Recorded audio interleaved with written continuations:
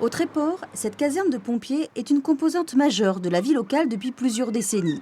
29 sapeurs volontaires y sont en astreinte quasi permanente et effectuent près de 550 interventions par an.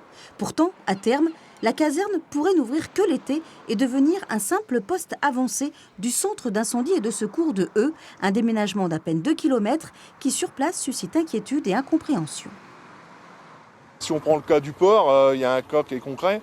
En gros, quelqu'un qui tombe dans le port, les pompiers qui travaillent pour une partie, puisqu'on en a 7 qui travaillent chez nous au niveau du service technique, ils pouvaient intervenir très vite. Ils passaient par la caserne, ils ont fini la combinaison et il était tout de suite à l'eau. Là, ça veut dire que maintenant, il sera obligé de passer par la ville 2, aller chercher sa combinaison, revenir au Tréport. Donc on va perdre un temps fou.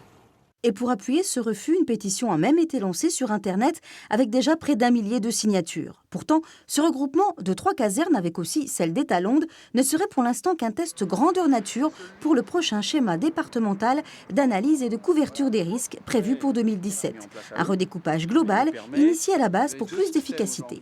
Le souci premier, c'est un souci d'arriver à la victime le plus rapidement possible et d'être opérationnel le plus rapidement possible. Ce n'est pas un souci d'économie. D'ailleurs, aujourd'hui, le centre de Eu devra être renforcé puisque, en effet, on va renforcer les effectifs opérationnels sur Eu avec de la mixité, c'est-à-dire des sapeurs-pompiers professionnels et des sapeurs-pompiers volontaires. Et ça va amener à des coûts, en effet, supplémentaires. À terme, sur les 82 centres de Seine-Maritime, 5 autres regroupements sont déjà à l'étude, avec aussi la construction de 4 nouvelles casernes.